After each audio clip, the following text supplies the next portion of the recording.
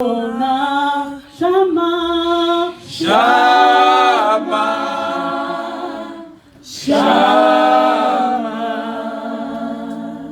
Elohim,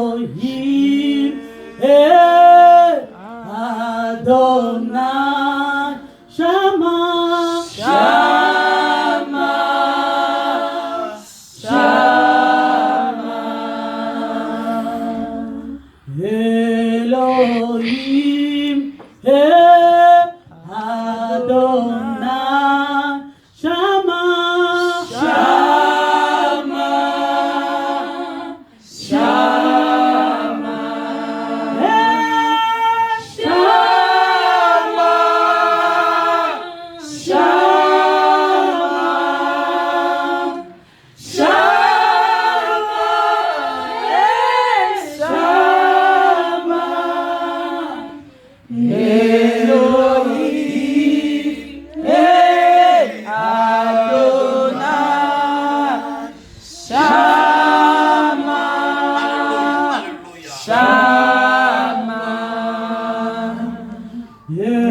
Elohim, Adonai, Shama, Shama, Shama, Elohim, Adonai, Shama, Shama, Shama.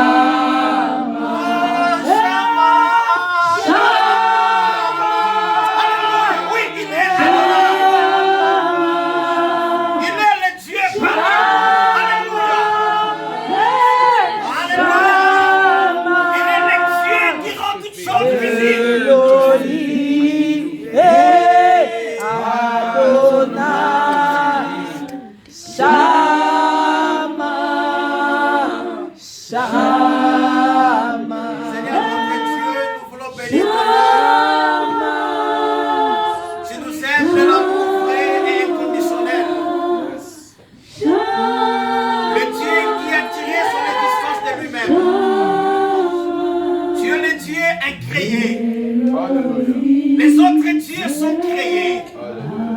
Mais toi, tu es le Dieu incréé. Tous ces dieux-là sont des fameux.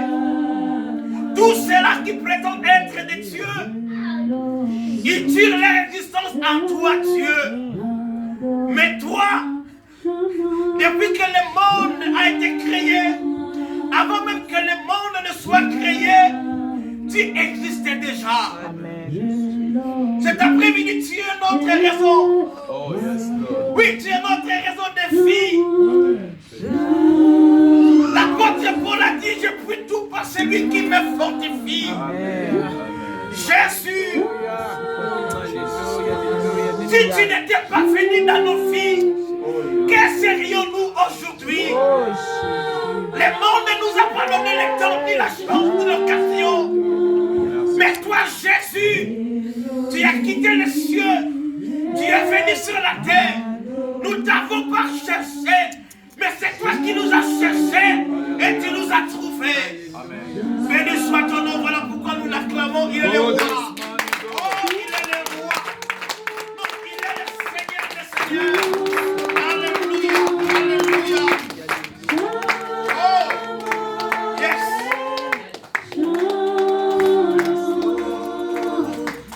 Elohim, Adonai,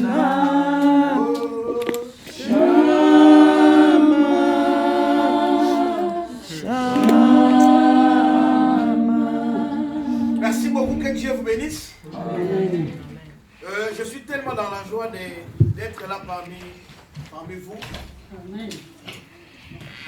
Vous êtes toutes belles, vous êtes tous beaux. Amen. Ça ne me surprend pas, c'est comme si vous êtes déjà prêts pour aller au ciel. Si vous êtes déjà prêts, moi je ne suis pas encore prêt. Parce que, vous savez, si on ne vit pas bien sur la terre, ça sert à rien d'aller au ciel. Vous savez ça? Parce que Dieu, en nous créant sur la terre, il nous a envoyés sur la terre pour être des dieux sur la terre. de ses représentants sur la terre. C'est pour cela j'ai entendu les témoignages du bien-aimé. J'ai écouté votre pasteur. Vous savez, Dieu est en train de faire de grandes choses. Mais le problème, c'est que nous avons des yeux, et en plus, nous avons des gros yeux, mais nous ne voyons pas absolument. Vous savez, il est difficile à un Ivoirien de voir les choses bien. Les Ivoiriens, ce sont des gens qui ne voient absolument rien. Je ne parle pas de la Côte d'Ivoire. Je parle des Ivoiriens. Ne vous inquiétez pas. Amen. Amen. Grande est ma joie d'être là. Merci, Pasteur Freddy, pour cette marque de confiance. Et merci à l'église et à l'auditoire qui est prêt pour écouter ce que le Seigneur veut nous parler. Je n'ai plus à me présenter, vous me connaissez tous. Voilà. Pour ceux-là qui sont là pour la première fois, mon prénom c'est Blaise. Et j'ai un nom costaud. J'ai un nom qui commence par Mpembele, Nzeza, Ntimantiemi, Sibiaka, Kalvon Adonai. Voilà. C'est bien, il y avait un nom. Malheureusement, ça ne porte pas l'argent, mais c'est dommage.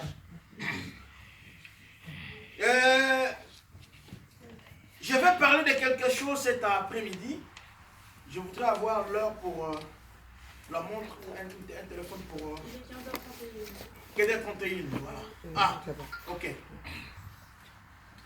Je pense qu'il fait tellement froid. Là-bas, il est pas il est 16h. Ah, d'accord. C'est pas un problème. Alors, je vais me référer plus de... Voilà. Ouais, il fait tellement froid. J'ai quelque chose que j'avais prévu, mais vu l'attitude, je vais prêcher la même chose, mais je vais essayer un peu de transformer le message en un autre aspect. Vous voyez ce que je veux dire? Amen. Hein? Amen. Donc, au lieu d'être plus enseignant pour dire Alléluia, Amen, je vais dire les mêmes choses, mais tout en étant évangélique. Ça passe ou ça casse? Ça passe. Ok. Je ne sais pas si le micro parle ou ça ne parle pas. Papa, on n'attendait que toi.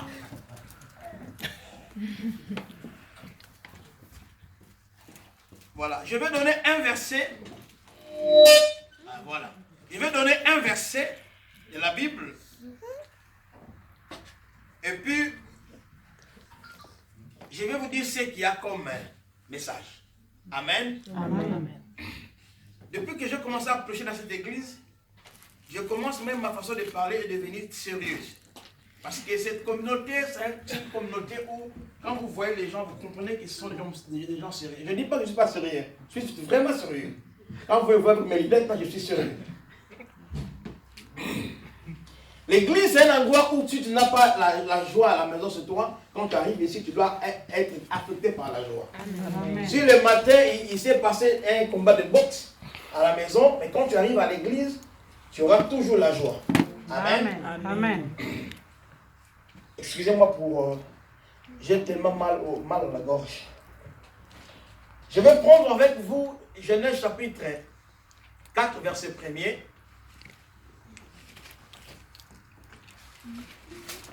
J'ai besoin de quelqu'un. Maman, s'il vous plaît, nous aider à retirer. Seigneur, toi, tu lis, c'est comme si un porte-parole du gouvernement, non pas toi. C'est toi, tu vas nous lire. Genèse chapitre 4, verset 1er. Ah, elle lit là. Verset 1er. Je lis la parole au nom de Jésus. Amen. Adam connut Ève, sa femme. Elle conçut et enfanta Caïn et elle dit, j'ai formé un homme avec l'aide de l'Éternel. Elle enfanta encore son frère Abel. Abel fut berger et Caïn fut laboureur. Au bout de quelques temps, Caïn fit à l'Éternel. Ça, c'est le premier verset. Non. Donc, j'ai dit Genèse chapitre 4, verset 1er. Ah, d'accord. Donc, je vais déclasser alors. Tu peux les lire, s'il te plaît. Adam connut Ève, sa femme. Elle conçut et enfanta Caïn et elle dit, j'ai formé un homme avec l'aide de l'Éternel. Oui. Amen. Amen. Merci. Amen. On peut acclamer la parole de Dieu.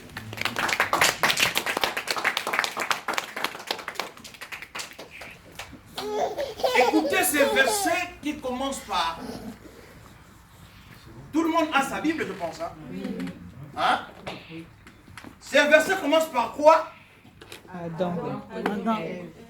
Adam connut. Ève n'était pas sa sœur. Elle était sa femme.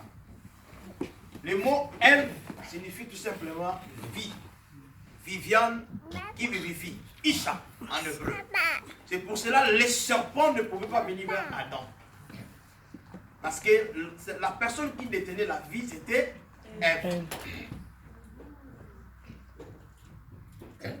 Le verset commence par Adam connut sa femme, Ève, et elle conçut. Et enfantant un fils du nom de Caïn. Je vais prêcher cet après-midi sur connaître Dieu pour le mieux servir. Connaître Dieu pour le mieux servir. Le mot connaissance ou connaître en hébreu veut dire yada. Le yada de connaître ou de connaissance est différent de yada de louange.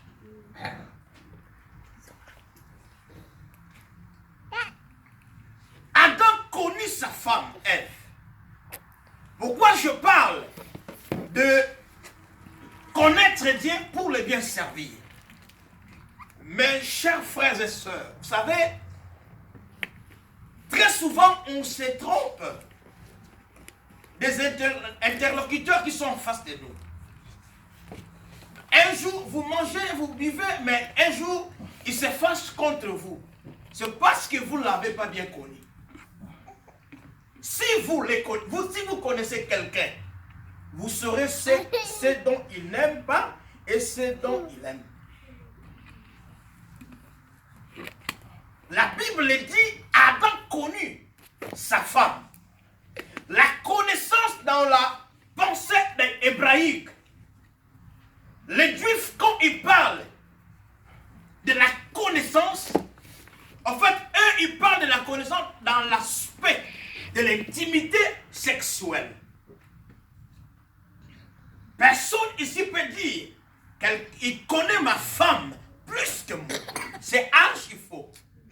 Vous voyez? C'est-à-dire, il peut arriver le matin, la nuit on ne sait pas discuter, mais le matin elle n'a pas de bonne humeur. Moi je vais au travail, quand je reviens, je saurai si elle va bien ou elle ne va pas bien. Et l'attitude qu'elle peut avoir me poussera à faire un examen pour chercher la cause qui fait que ma femme est cette humeur. Jusque-là, ça va? Amen. Je ne suis pas un professeur de l'université, moi. Donc, je ne parle pas bien français comme vous entendiez. À la place de le, si vous entendez là, comprenez le message. C'est ce qui est important. Amen. Amen. Moi, je suis blédard. J'ai fait un effort de passer d'un blédard à un français. Vous voyez ce que ça donne? Alors, Adam connut sa femme.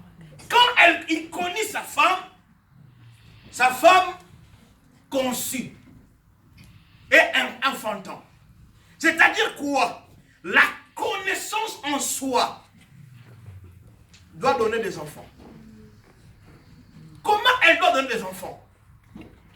La connaissance, c'est quelque chose qu'on ne voit pas comme ça, mais la connaissance peut se faire entendre et se faire voir. Je donne un exemple.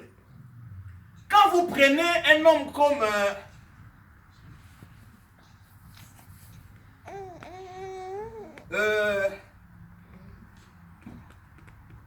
le monsieur il s'appelle comment? Qui est au président? Macron. Quand vous prenez Macron, vous le mettez en face de Mamadou Gassana pour un débat. en fait, il n'y a pas match. Vous vous rendrez compte que non, il y a une incompatibilité.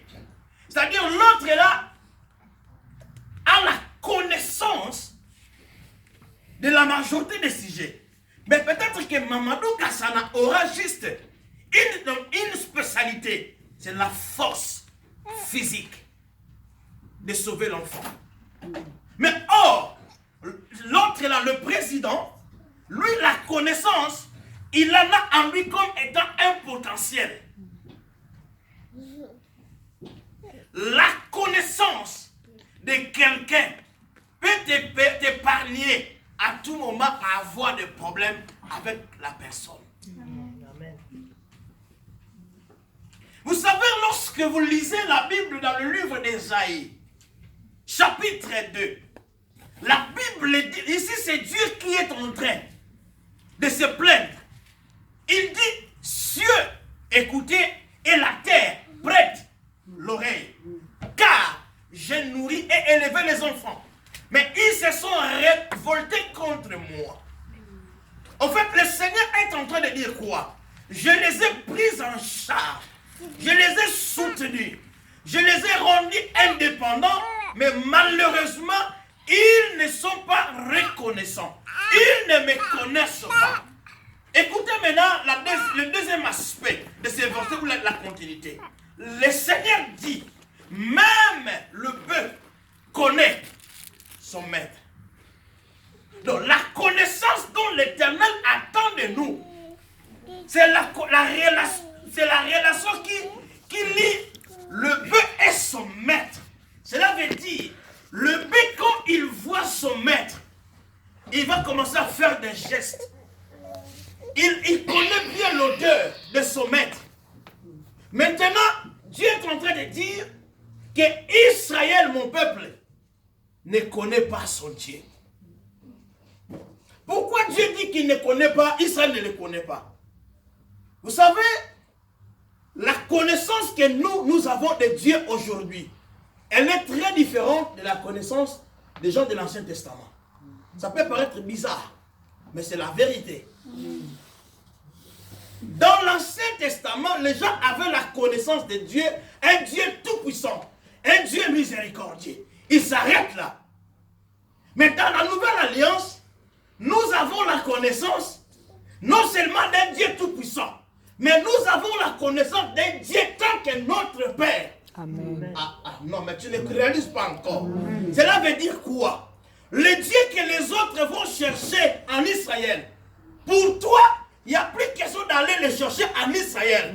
Parce que lorsque Jésus est arrivé est venu sur la terre, la mission primordiale était de te placer au même rang que lui auprès de Dieu. Amen. Amen.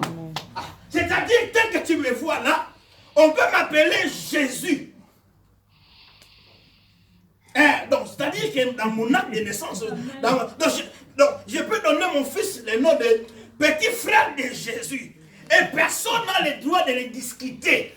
Parce que si on prenait le sang de Jésus, on prend mon sang, on trouvera le même ADN. Amen. Amen. C'est pour cela que Jésus a dit un jour aux pharisiens, vous êtes dans l'erreur. Parce que vous adorez celui que vous ne connaissez pas. Amen. Je vais dire quelque chose en lingala, je vais l'interpréter en français parce que le lingala, des fois, c'est chic.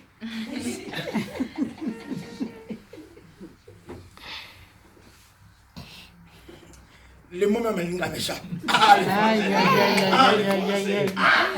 Moi, c'est vous avec votre français là. Vous savez, Si tu veux, je peux filmer.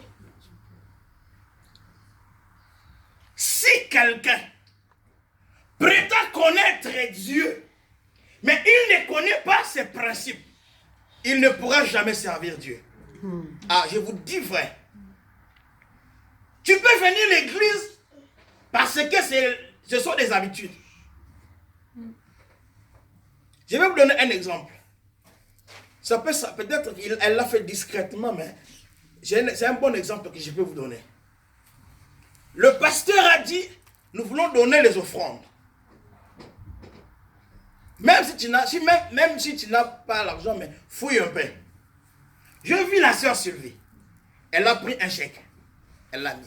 Le pasteur n'a pas demandé le chèque. Mais il a dit seulement, nous voulons donner les offrandes. Elle ne fait pas cet acte pour que toi et moi nous puissions voir qu'elle a donné un chèque. Mais la connaissance qu'elle a de Dieu, elle sait que Dieu est capable de faire au-delà de ce qu'elle a donné. Amen. Lui a poussé à donner un chèque. Amen. Savez-vous, je vous vois là, vous n'aimez pas qu'on vous parle de l'argent. Mais je peux vous dire ceci. Un homme qui est célibataire, qui ne participe pas dans les mariages des gens, il n'est pas prêt pour se marier. Amen. Une femme qui veut un homme, si elle ne se maquille pas trop bien là, elle a des problèmes. Parce que l'homme est attiré par la beauté extérieure, l'apparence de la femme. Donc quand on ne vous parle pas de l'argent, c'est-à-dire, venez à l'église, tu touches tes 2000 €, tu vas au casse, tu manges, tu bouffes, tu viens à l'église, alléluia, amen, tu t'en vas. Mais ceux-là qui ont compris, qui ont la connaissance de Dieu, que quand je donne à personne, je donne à Dieu. Tu le verras toujours, Dieu va créer la différence. Ils vont commencer à monter, même là où les gens crient la difficulté, la souffrance, la crise, et ils ne trouveront pas la crise, mais ils trouveront de l'opportunité. Amen. Les pharisiens prétendaient connaître Dieu, mais en réalité, ils connaissaient les dieux de la lettre. On peut connaître les dieux de la lettre. Je connais un professeur de l'université à l'époque, à mon premier graduat. Il dit, mais vous les chrétiens, vous parlez de la Bible et de la Bible. Écoutez, donnez-moi Jean chapitre 3,16. Il a commencé à faire la lecture. Il a lu, et après il a dit, frère, je vous ai expliqué la Bible. Il y a un serviteur à l'église qui lui a dit, prof, vous n'avez fait que relire ce qui est écrit. Vous n'avez rien dit. Amen. La lettre. Tu peux faire quelque chose tous les temps. Moussa, on a besoin. Donc tu le fais inconsciemment. Hein? Bêtement. Hein? Bêtement. C'est comme si je me suis rendu à la préfecture, une dame me dit, monsieur, je suis là ça fait 20 ans, 27 ans que je fais ça. Je lui dis, madame, désolé, mais Moussa, on peut bien dire. Tu le fais, mais tu ne le fais pas bien. Ne vous inquiétez pas. Quand vous recevez les gens chez vous, au travail, ne croyez pas que vous êtes plus compétent que ces gens-là. Non. C'est parce que chacun doit respecter sa fonction et son service. Amen. Ah oui. Très important. Ne sois pas prétentieux. Donc, tu peux faire quelque chose en réalité. Tu le fais parce que tu es habitué, mais tu ne le fais pas bien. Les pharisiens croyaient qu'ils connaissaient Dieu. Mais écoutez, une femme samaritaine est venue voir Jésus. En réalité, Jésus est allé la rencontrer. Vous savez, les femmes sont tellement prétentieuses, surtout les Africains, les Africaines. Quand ils voient les hommes, surtout nous les hommes, Congolais de Kinshasa, de Brazzaville, les femmes, quand ils nous voient, ils savent déjà que c'est un Congolais. Par la sape. Et quand tu veux juste t'approcher d'elle, elle prend les écouteurs et elle met à fond. Donc, dans sa tête, elle sait que là, il s'agit de drague. À ne pas déranger. Mais il y a des fois, ce n'est pas de la drague. Peut-être que c'est la bonne nouvelle dont toi, tu as besoin. Amen. La femme, Jésus s'approche d'elle. Pour la femme, mais cet homme-là, j'en avais déjà 5 maris. Bon. Elle regarde des pieds à la tête. Elle a des sandales. Non. Il doit être juif. Nous, entre nous et les juifs, on ne s'entend pas. Écoutez Jésus, qu'est-ce qu'elle lui dit? Femme, donne-moi de l'eau à boire. Et la femme lui dit quoi? La femme lui dit, vous et nous, on s'entend. En d'autres termes, elle voulait dire, vous et nous, nous sommes en conflit. Dans ce conflit-là, ce n'est pas toi et moi qui sommes à la base de ça. C'est un conflit qui date de très longtemps. Mais écoutez ce que Jésus lui dit. Femme, si tu connaissais, c'est lui qui te demandait. Le problème, c'est de connaître. La connaissance que tu as de Dieu peut faire de toi une grande personnalité. Pendant que tout le monde crée la crise, tout le monde crie la crise, ça ne marche pas. La France est foutue, la France est pourrie. Mais toi, la connaissance que tu as de Dieu va t'amener à avoir de la confiance. Amen. La connaissance amène la confiance. Amen. C'est très important. Jésus dit à la femme, pour la femme, il faut aller adorer dans la montagne. Mais ils adoraient celui qu'ils ne connaissaient pas. Tu peux être bien sapé. Costume, chaussures. Mais quand tu sors là, les gens commencent à se moquer de toi. Ils disent, ils rigolent. Mais pourquoi ils rigolent? Parce que tu as mis costume rouge, pantalon bleu, ceinture noire, cravate bleue, chapeau, je ne sais pas, qu'est-ce que c'est qu'on appelle chez nous, moniere. Donc c'est un chapeau là, blanc. En fait, il fait à peu près du syncrétisme, du méli-mélo. Donc tous ces mélanges-là, quand tu es sorti chez toi, tu te dis non, je me suis bien habillé. Mais en réalité, tu ne connais pas. Jésus dit à la femme, vous adorez celui que vous ne connaissez pas. Amen. Mais l'heure vient où les vrais adorateurs, en d'autres termes, l'heure vient où les gens qui ont la connaissance des vrais dieux, ils l'adoreront non pas seulement en parlant, mais en esprit et en vérité. La Bible dit, ce sont là les vrais adorateurs que le Père cherche. En réalité, pour chercher quelque chose, la chose doit être cachée. Cela veut dire quoi? Cela qui était caché, c'est quelque chose qui est précieux. Amen. Donc toi, quand tu adores Dieu, les anges s'exclament, ils se disent, mais ils étaient cachés. C'est pour cela que Dieu les a cherchés. On adore pas celui qu'on ne connaît pas. Jésus est venu nous révéler la nature du Père. On nous a montré que Dieu est un Père furieux. Dieu n'aime pas le pécheur. Dieu n'aime pas le menteur. Dieu est un Dieu jaloux. Dieu ne partage pas sa gloire avec d'autres là. Ne vous inquiétez pas, je vais régler ces problèmes cet après-midi. Le Père, le matin avant de sortir, il va s'assurer que son fils a du pain. Vrai ou faux? Ouais. Moi, je suis un homme. En Afrique, on va me dire, non mais, ce monsieur, comment il s'occupe du congélateur? Je le faisais, ma femme est surprise de le dire aujourd'hui, elle ne savait pas.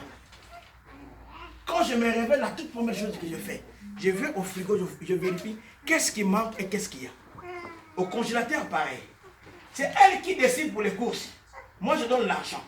Mais pour moi, c'est une grande responsabilité. Parce que si je n'entretais pas bien notre fils et ma femme, quand vous allez quelque part, quand on donnera du jus à l'enfant, l'enfant sera comme ça. Il va trembler parce que chez lui à la maison, il n'y a pas de jus. Je vais dire en anglais, je vais interpréter en français. Donc les enfants, certains enfants de ce pays, il faut faire très attention avec eux. Le lingala c'est simple, mais le français, il faut aller de gauche à droite. Ah, vous aussi, vous exagérez. La connaissance de Dieu va te permettre. Vous savez, s'il y a quelque chose que j'ai aimé dans ma vie, c'est de servir Dieu. Amen. Ma femme est là témoin. Moi, depuis hier, je n'étais pas à l'aise. Vous savez pourquoi? Parce que prêcher, c'est une grande responsabilité. Amen. Je prends à gauche, je prends à droite. Tu regardes le taf, tu regardes la femme, tu regardes la famille. Prêcher, frère, c'est pas facile. Amen. C'est pourquoi, non, c'est pas de dire que je peux prêcher comme lui. Quand on te donne là, tu vas dire les mêmes mots. 1000 fois pendant la prédication. Très souvent, on dit ce que les autres font n'est pas assez considérable, consistant. Mais qu'on t'essaye un jour, tu vas nous parler de papa, biscuit. Amen. Le mot servir ou service, du grec signifie diakonos ou diakona, qui veut dire service, dans les diacres. Amen. Le mot diacre, en réalité, du grec, c'est diakonia, donc service. Ministère. Donc, quelqu'un qui a la connaissance de Dieu doit se mettre au service de Dieu. Donc, quand vous venez là, c'est parce que vous êtes au service de Dieu. Il y a des gens qui se disent il fait froid. Si à l'église, là, tu dis qu'il fait froid pour venir à l'église à 13h30, et demain pour se réveiller à 5h, pour aller au travail. Parce que le travail, on te paye, tu fais des efforts, mais l'église, ce que Dieu nous donne est plus garanti que le travail. Amen. Je vous dis vrai. Si vous voulez savoir l'état de santé des gens, surtout avec le travail là que nous faisons, allez à la Sécu. Vous verrez les nombres des arrêts maladie. Je sais ce que je suis en train de dire. Tu vas te dire que non, réellement, dans ce pays-là, les gens souffrent. Ils ne sont pas en arrêt parce qu'ils veulent être en arrêt. Ils sont victimes de pression dans la route. Ils sont victimes de beaucoup de choses. Il faut s'occuper de. C'est pour cela vous les gens, il ne faut pas être trop bouchard, trop bouchard. Parce que les gens à qui vous manquez de respect demain, ils vont vous attendre à des maisons de retraite. Et comme, moi, ne m'attends pas à la maison de retraite. Moi, tu me trouveras pas. Moi, tu ne me trouveras jamais. Désolé en tout cas. Quand on sert Dieu parce qu'on a la connaissance de ce qu'il représente pour nous et de ce que la position que nous occupons auprès de ce Dieu-là. Vous savez, on nous a tellement mal habitués avec des systèmes. Et aujourd'hui, même quand on vous parle la vérité, vous trouvez qu'on vous ment. On vous dit que non, écoutez, la délivrance ne nécessite pas de tomber. Toi, tu dis non. Dans telle église, le pasteur enlève la veste. Nous sommes partis en Turquie. Il y a l'enfant du pasteur qui nous a invités. Je prêchais le premier jour, il me dit, pasteur, toi, pourquoi tu n'as pas fait tomber les gens? Je dis pourquoi? Il dit, non, moi j'aime pas les gens qui font tomber les gens. Un enfant est conscient que, en fait, le Seigneur est en train de nous interpeller. La transformation n'est pas égale au tomber.